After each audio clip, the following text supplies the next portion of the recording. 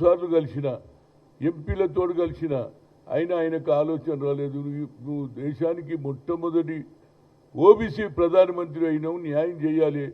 అదేవిధంగా మాకు ముఖ్యంగా మా ఏదైతే మా సంఖ్య హయ్యెస్ట్ ఉన్నది కాబట్టి ఒక కొత్త సెపరేట్ మినిస్ట్రీ ఓబీసీలకు పెట్టాలి, దానికి సరి అయిన బడ్జెట్ పెట్టాలని చెప్పడం జరిగింది. కానీ కులగన జరపలే.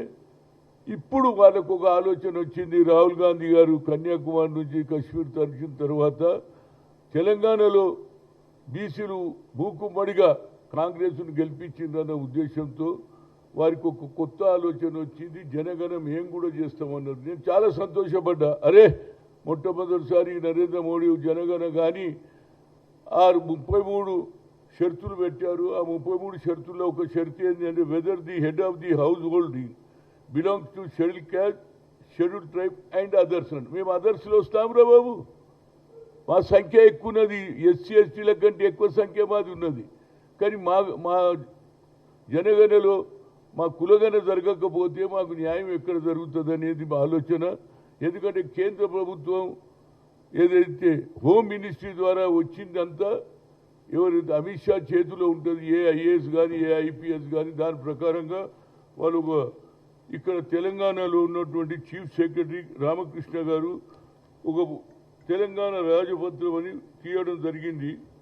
అది కులగణ జరగడానికి మొదలు పెడుతున్నారు. ఏదైతే జనాభా లెక్కలు అందులో మా పేరు లేదండి. కనుక ఇది యుద్ధమే చేయాలి. ఇప్పుడు కాకపోతే జీవితాంతం మేము అడక తినాలనా నేను అడుగుతున్నా. ఓట్లేసే మిషన్లమా మేము? కేవలం మేము ఓట్లు వేసేందుకే పనికి వస్తామా? రాజ్యాధికారానికి పనికిరామా? మేము మా ఐఏఎస్ ఐపీఎస్ మావులు కావద్దా? కేవలం ఎస్సీ ఎస్టీలో పెట్టినప్పుడు ఓబీసీ ఎందుకు పెట్టలేదని నా ఆర్గ్యుమెంట్.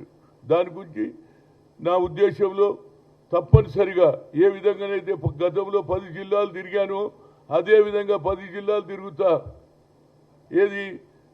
మహాత్మా జ్యోతిరావు పూలే జన్మదిన సందర్భంలో ఆ రోజు అయిన తర్వాత 12th నుంచి అన్ని జిల్లాలు తిరుగుతా. ప్రజలకు చెప్తారే మనకు అన్యాయం జరుగుతుందిరా బాబు. ఇప్పుడు జనగణలో కులగణ మనం జరగకపోతే మనకు ఫ్యూచరే లేదు. బాబాసాహెబ్ అంబేద్కర్ ఆ రోజులు నేను చెప్పాడు అంతరాని తన మీద. అదేవిధంగా ఓబీసీలకు కూడా న్యాయం జరగాలనేది ఆయన ఆలోచనను ఇవాళ అంబేద్కర్ ఆలోచనను పక్కకు పెడుతున్నారు. మా రాజ్యమే నడిపిస్తాం, ఈ దేశంలో హిందూ దేశం కావాలనే ఆలోచన వారిది. కానీ అదే రాహుల్ గాంధీ గారు భారత్ జోడో కలిసి ఉందాం, ఇది సెక్యులర్ దేశం అని ఆలోచన కలిగినటువంటి మన పార్టీకి, మా కార్యకర్తలకు, మాకున్న ఓటర్లకు అన్యాయం జరుగుతుంది. కాబట్టి as a OBC MP former కన్వీనర్గా నేను తప్పనిసరిగా ఈ యుద్ధం చేయకపోతే వచ్చే తరం వారికి ఇక న్యాయమే జరగదా? ఒకసారి అయిపోతే అది అయిపోయింది కదా ఇంకేమున్నదని అంటారు. కనుక ఇవాళ అన్ని కులాలలో చైతన్యం వచ్చింది. చదువుకున్నారు. మహాత్మా జ్యోతిరావు పూలే ఆలోచన ఇంప్లిమెంట్ చేశారు. అదేవిధంగా మహిళలు కూడా సావిత్రిబాయి పూలే స్కూల్ పెట్టి చదువుకోవాలని చెప్పింది. కనుక అటు మహిళలు ఇప్పుడు యువకులకు న్యాయం జరగాలంటే అన్ని జిల్లాలలో తిరుగుతా.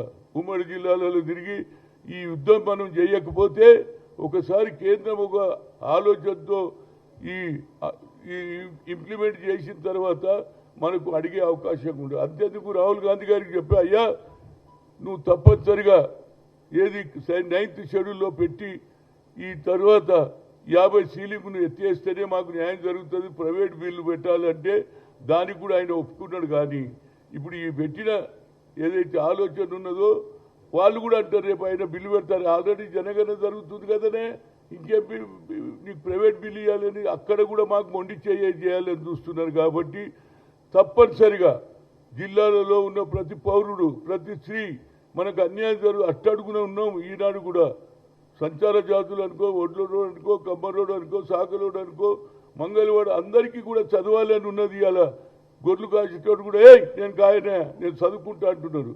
తల్లిని లేదు ఇళ్లలో పని చేస్తూ వంట చేస్తూ ఇల్లు ఊపుతుంటూ పిల్లలను చదివిస్తున్నారు. అలాంటప్పుడు మనం వారికి న్యాయం చేయాలనా లేదా అనేది నాకు ఆలోచన. దీనికి నేను ఆల్రెడీ మహేష్ కుమార్ గౌడ్ గారికి కూడా చెప్పడం జరిగింది. నేను గతంలో కూడా రాహుల్ గాంధీ గారు ఆలోచన చేసి నేను అన్ని జిల్లాలు తిరిగాను. అదేవిధంగా ఈనాడు కేంద్రం చేస్తున్నట్టు ఏదైతే మమ్మలను అవమానం చేస్తున్నారు కాబట్టి మాది ఒకటే స్లోగన్, నరేంద్ర మోడీకి హటావ్, ఓబీసీకు బచావ్. అంటే మా ఓబీసీలకు న్యాయం చేయడానికి ఇదే స్లోగన్లో అన్ని జిల్లాలు తిరుగుతారు. నరేంద్ర మోడీ ఉన్నావు, నువ్వు ఓబీసీ అంటావు, మేము కనిపించంరా బాబు నీకు అంటే నువ్వు ఓబీసీలో ఉండి నువ్వు ఓబీసీలకి అన్యాయం చేస్తుంటే అగ్రకులాలు ఉన్నటువంటి రాహుల్ గాంధీ కానీ రేవంత్ రెడ్డి కానీ ఇక్కడ కులగను జరిపినాము. దాని ప్రకారంగానే ఇక్కడ ఎన్నికల్లో గెలిచాము.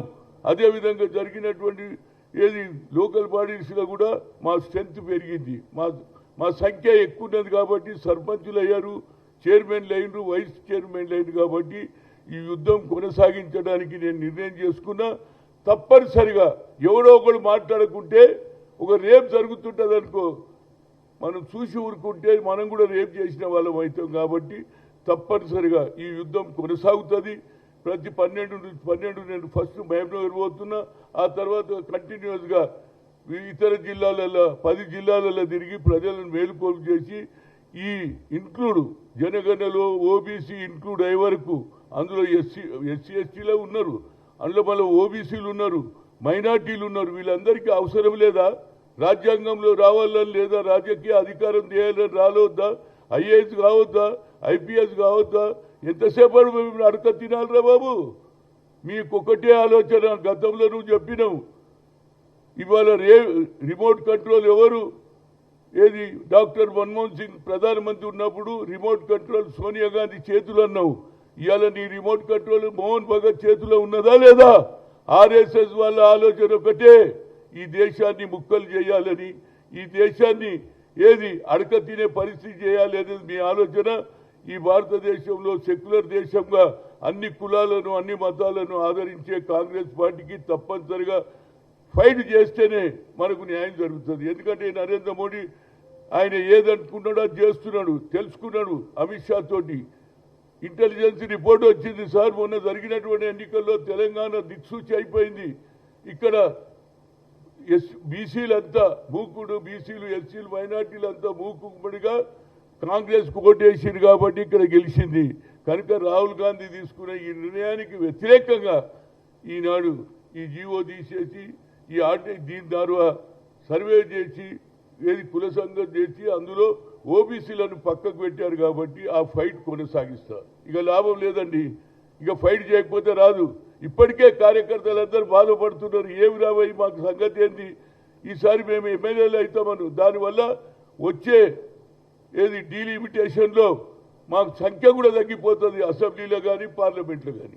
కనుక దాని గురించి నా ఫైట్ కొనసాగిస్తా. ఏది ఏమైనా ఈ బిల్లులో మార్చి కేంద్ర ప్రభుత్వం మాది కూడా ఇంక్లూడ్ చేసే వరకు నా ఫైట్ కొనసాగుతుంది అని చెప్తున్నా. ఎందుకంటే ఇవాళ ఏది 11వ తేదీన మహాత్మా జ్యోతిరావు పూలే 18th సెంచరీలో చెప్పినటువంటి మాట నిలబెట్టుకోవడానికి రాహుల్ గాంధీ చేసిన నిర్ణయానికి పోరాడుతాం.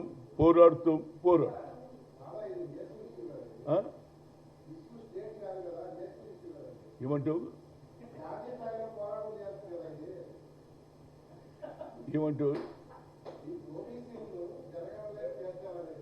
అది కాదు ఇందులో.